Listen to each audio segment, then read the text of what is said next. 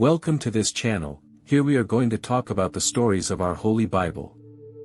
And today's story will be about the 10 plagues, so let's go. Then the Lord God said to Moses, "The king is stubborn and does not want to let the people leave Egypt. Go look for him tomorrow morning when he goes to the Nile River. Take the staff that turned into a snake and wait for the king by the river. And tell him this: the Lord, the God of the Hebrews, sent me to tell you to let his people go to worship him in the wilderness. But until now you have not obeyed the command of God. Therefore, God tells you that because of what he is going to do now, you will know that he is God, the Lord. O king, now I will hit the water of the river with this staff that I am holding, and the water will turn to blood. The fish in the river will die, and the river will stink so badly that the Egyptians will be disgusted to drink water from it." And the Lord also said to Moses, "Tell Aaron to take the stick and stretch out his hand over the rivers, canals, wells and reservoirs, so that their waters turn to blood. Thus, there will be blood even in the wooden bowls and in the stone jars." Moses and Aaron did as the Lord had commanded.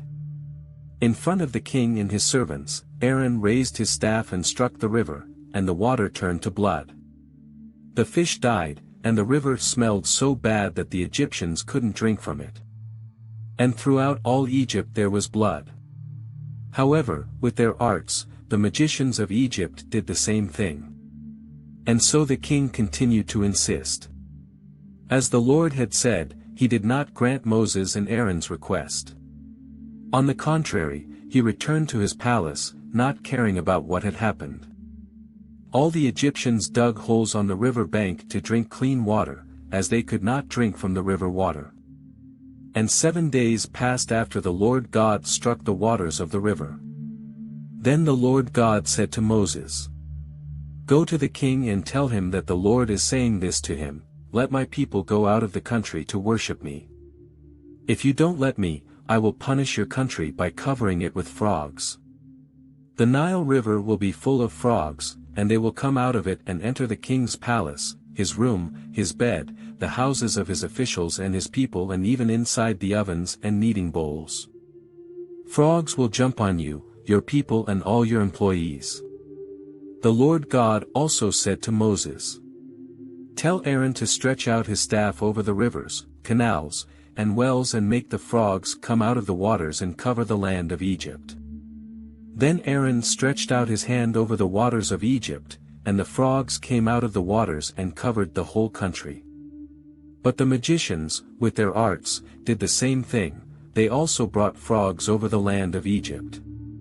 Then the king sent for Moses and Aaron and said to them, "Ask the Lord God to rid me and my people of these frogs, and I will let your people go and offer sacrifices to him." Moses replied, "I'll be happy to take your order. Tell me, when do you want me to ask God on your behalf, on behalf of your officials and your people, so that the frogs disappear from your palace and houses and remain only in the river?" The king replied, "Pray for me tomorrow." And Moses said, "O king, I will do as you ask, and then you will know that there is no other God like the Lord our God. You, your servants and your people will be free of frogs, only in the river Nile will there be frogs." Moses and Aaron left the king's palace. Then Moses asked the Lord God to remove the frogs that he had sent against the king. And the Lord answered his request. The frogs that were in the houses, in the backyards and in the fields died. The Egyptians made many heaps of frogs, and a horrible smell spread over the whole country. When the king saw that the frogs had died, he continued to be stubborn, as the Lord had said, and did not grant Moses and Aaron's request. The Lord God said to Moses, "Tell Aaron to strike the ground with his staff so that all over Egypt the dust becomes lice." And Aaron struck the earth with his staff, and all the dust of Egypt became lice, which covered the people and animals. The magicians tried to make lice appear, but they couldn't. And people and animals continued to be covered in lice. Then the magicians said to the king, "It was God who did it." But the king continued to be stubborn, as the Lord had said, and did not grant Moses and Aaron's request. The Lord God said to Moses, "Tomorrow morning, when the king goes to the riverbank, go and speak to him and tell him that I, the Lord, say this: let my people go out of the country in order to worship me. If you don't let me, I will send flies to punish you, your employees and your people. The houses of the Egyptians will be full of flies, and the ground will be covered with them. But on that day I will separate the region of Goshen, where my people live, so that there will be no flies there. So you will know that I, the Lord, am here in this country. I will make a difference between my people and your people. This miracle will happen tomorrow." So the Lord God did, and great swarms of flies entered the king's palace and the houses of his servants. And because of the flies, there was much damage throughout Egypt. Then the king called Moses and Aaron and said, "You will offer sacrifices to your God, but do it right here in Egypt." Moses replied, "That would not work, because the animals we offer in sacrifice to the Lord our God are sacred to the Egyptians. If they see us killing the animals they love, they'll surely stone us to death. We must walk through the desert for 3 days until we reach the place where we will offer sacrifices to the Lord our God, as he commanded us." Then the king said, "If you don't go too far, I will let you go into the desert to offer sacrifices to the Lord your God. Pray for me too." Moses replied, "As soon as I get out of here, I'm going to pray to God that these swarms of flies will leave you, your servants, and your people. But the Lord must not deceive us again by forbidding the people to go and offer sacrifices to the Lord God." So Moses left the palace and prayed to the Lord. The Lord did what Moses asked. He caused the flies to leave the king, his officials, and his people. Not a single fly remained. But even this time the king continued to be stubborn and did not let the people go. The Lord God said to Moses, "Go to the king and tell him that the Lord, the God of the Hebrews, says this: let my people go out of the land to worship me. For if you do not let him go and keep preventing him from going, I will strike him with a horrible disease, which will attack all his animals, that is, the horses, the donkeys, the camels, the cattle, the sheep and the goats. I will make a difference between the animals of the Israelites and those of the Egyptians, and not a single animal of the Israelites will die. I, the Lord, have set a time. I will do it tomorrow." The next day the Lord did as he said, and all the livestock of the Egyptians died, but not one of the animals of the Israelites died. The king sent to see what had happened and was informed that none of the Israelites had died. Despite this, the king continued to be stubborn and did not let the people go.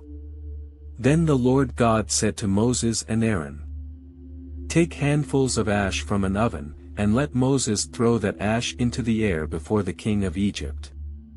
It will spread like fine dust over all the land of Egypt, and everywhere the ash will produce boils that will break out in sores on people and animals." So Moses and Aaron took ashes and stood in front of the king. Moses threw the ash in the air, and it produced tumors, which turned into ulcers in people and animals. The magicians could not appear before Moses because they and all the other Egyptians were covered with tumors.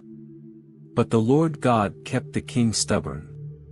And, as the Lord had said to Moses, the king did not grant Moses and Aaron's request.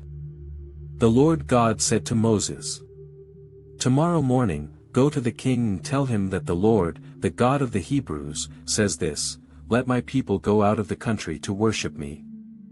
For this time I will make all my curses fall on you, on your officials and on your people, so that you will know that in all the world there is no one like me. If I had attacked you and your people with disease, you would have already been completely destroyed. But I am letting you live to show you my power and to make my name known throughout the world. You're still proud and you don't want to let my people go.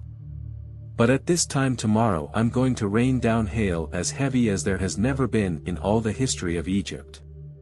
So now send for your livestock and everything you have in the field. If people and animals in the field do not go home, when the hail falls, they will all die. Some of the king's servants were afraid of what the Lord had said and took their slaves and their animals to the shelters. But those who did not heed what the Lord had said, left their slaves and their livestock in the fields. Then the Lord God said to Moses, "Raise your hand to the sky, and hail will fall across the land of Egypt. It will fall on the people, on the animals and on every plant in the field." Moses raised his staff to the sky, and the Lord sent thunder, hail, and lightning over the land. He caused a heavy hail to fall over all of Egypt, and the rain and lightning fell incessantly. This was the worst storm Egypt has ever had in its entire history. All over Egypt hailstones wiped out everything in the field, including people and animals. It destroyed every plant and broke every tree. Only in the region of Gozan, where the Israelites were, the hail did not fall. Then the king sent for Moses and Aaron and said, "This time I have sinned. The Lord God is righteous, I and my people are guilty. Pray to the Lord. No more thunder and hailstones. I will let them go, you don't have to wait any longer." Moses replied, "When I leave the city, I will raise my hands in prayer to God, the Lord.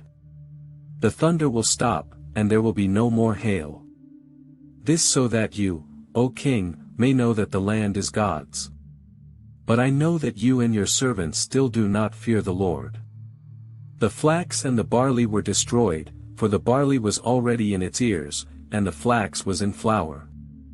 But the wheat and rye were not destroyed, for they had not yet sprouted. After having been with the king, Moses left the city and raised his hands in prayer to the Lord God. Then the thunder, rain and hail stopped. However, when the king saw that it had stopped raining and that it no longer thundered, nor did hail fall, he sinned again. He and his employees continued to persist. And, as the Lord had said through Moses, the king would not let the Israelites go. The Lord God said to Moses, "Go and speak to the king, for I made him and his servants persist so that I could work these miracles among them. And also so that you could tell your children and your grandchildren how I mocked the Egyptians and how many amazing things I did among them.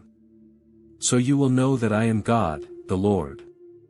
Moses and Aaron went to the king of Egypt and said, "The Lord, the God of the Hebrews, says this, how long are you going to continue not wanting to humble yourself before me? Let my people leave the country in order to worship me. If not, tomorrow I will bring locusts to your country. The ground will no longer be visible as they will cover the land of Egypt. They will eat everything that the hail hasn't destroyed, even the trees that are left. They will fill your homes, the homes of all your officials and all your people. And that disgrace will be worse than anything your fathers and ancestors have ever seen." Moses said this and left the palace. Then the palace officials said to the king, "How long is this guy going to be a danger to us? Let the men go to worship the Lord their God.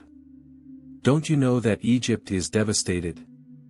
Then Moses and Aaron were brought back before the king, and he said to them, "You can go and worship the Lord your God. But I want to know who's going." Moses replied, "We will all go, with our children and our old people. We will take our sons and daughters, our sheep and goats and our cattle, for we have a feast to honor the Lord God." Then the king said, "The Lord go with you. But there's no way I'm going to let you take your women and children. It is clear that you are planning a revolution. No. Only men can go and worship the Lord, if that's what you want." And Aaron and Moses were cast out from the presence of the king.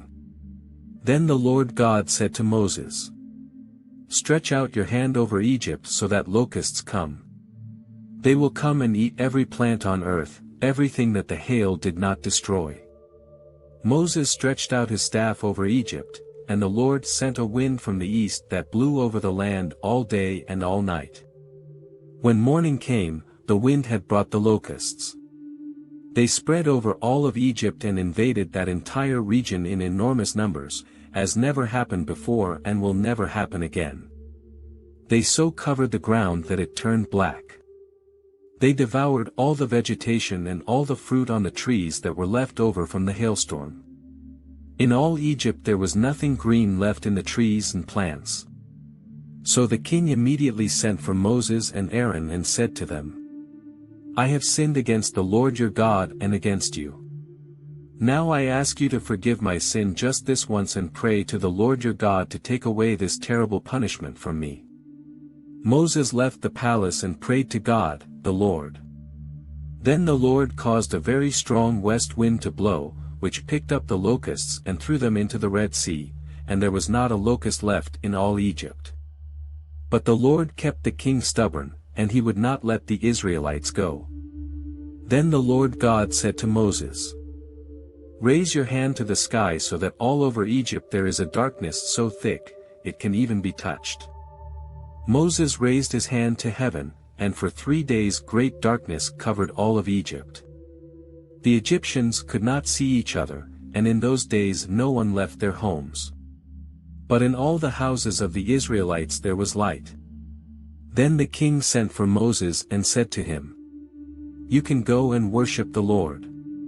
Take your wives and children too, but the sheep, goats and cattle will stay here." Moses replied, "In that case, you should give us the animals to offer in sacrifice and burn in honor of the Lord, our God. We don't want that. We will also take our animals, and none will remain, for we have to choose some to use in worshiping the Lord. Until we get there, we won't know which animals we should offer in sacrifice to the Lord." But the Lord kept the king stubborn, and he would not let the Israelites leave Egypt. The king said to Moses, "Get out of my presence and never come here again. For the day you see me again, you will die." "You are right," replied Moses. "I'll never see him again." The Lord God said to Moses, "I'm going to send just one more punishment on the king of Egypt and his people. After that he will let them go. In fact, he will drive you all out. But now tell the Israelites, men and women, to ask their neighbors for jewelry of silver and gold." And the Lord made the Egyptians respect the Israelites. Indeed, the king's officials and all the people considered Moses to be a great man. Then Moses said to the king, "The Lord God says, about midnight I will pass through Egypt, and in the whole country the eldest son of every family will die, from the king's son, who is heir to the throne, to the slave's son who works at the mill, the first offspring of animals will also die. All over Egypt there will be cries of pain such as never have been before and never will be again. But among the Israelites, not even a dog will bark at a person or an animal. And so you will know that the Lord makes a difference between the Egyptians and the Israelites."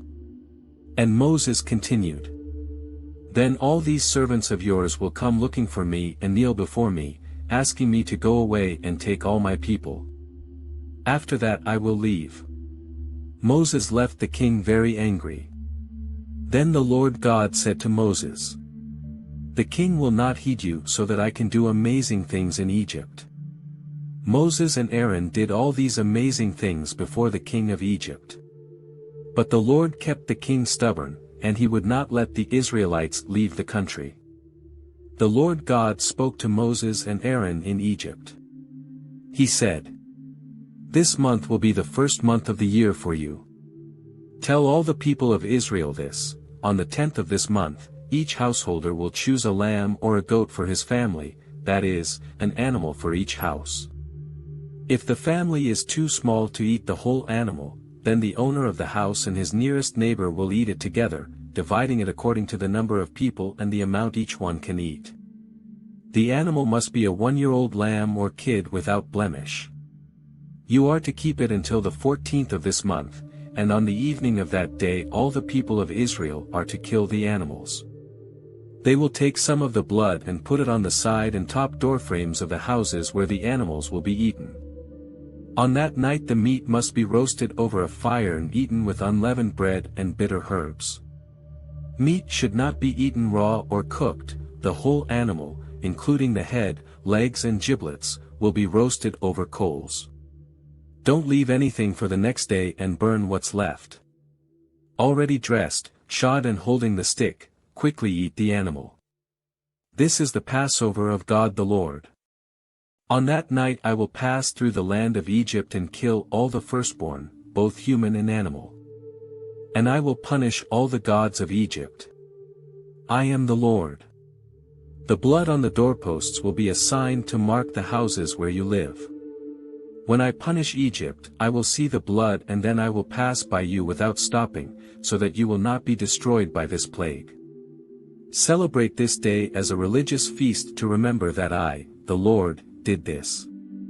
You and your descendants shall celebrate the feast of Passover forever. For 7 days you will eat unleavened bread. Therefore, on the first day, remove leaven from your houses. For anyone who eats bread made with yeast from the first day to the 7th will be cut off from among the people of Israel. On the first day and also on the 7th, have a meeting to worship God. No work will be done on these days, except to prepare food. Celebrate the feast of unleavened bread on the anniversary of the day I brought the tribes of Israel out of Egypt. This commemoration will be a permanent law, which will pass from parents to children. From the afternoon of the 14th day of the first month until the afternoon of the 21st day of the same month, the bread you eat shall be made without yeast. During those 7 days there will be no leaven in their houses, for whoever eats bread with leaven, whether a foreigner living in the land or an Israelite, will be driven out from among the people of Israel. Therefore, on those days, do not eat anything that has yeast in it. Only unleavened bread will be eaten in all your houses. Moses sent for all the leaders of the people and said, "Choose rams or goats and kill them so that all Israeli families can celebrate the Passover. Take a branch of hyssop and dip it in the blood that is in the basin and put it on the doorframes on the sides and on top of the doors of your houses. And that no one leaves the house all night. When the Lord passes by to kill the Egyptians, he will see the blood on the doorposts there and will not let the angel of death enter their houses to kill them. You and your descendants must obey this order forever. When you enter the land that the Lord will give you, as he promised, you must continue to perform this religious ceremony. When your children ask, 'What does this ceremony mean?' The Lord killed the Egyptians, but he did not kill our families." Then the Israelites knelt down and worshipped the Lord. Then they went and did all that he had commanded Moses and Aaron. At midnight, the Lord God killed the oldest sons of all the families of Egypt, from the son of the king, who was the heir to the throne, to the son of the prisoner who was in jail, and he also killed the first offspring of the animals. That night the king, his servants, and all the other Egyptians got out of bed. It's just that all over Egypt there were people crying and screaming, because in every house there was a dead child. If you liked this video, don't forget to leave your like.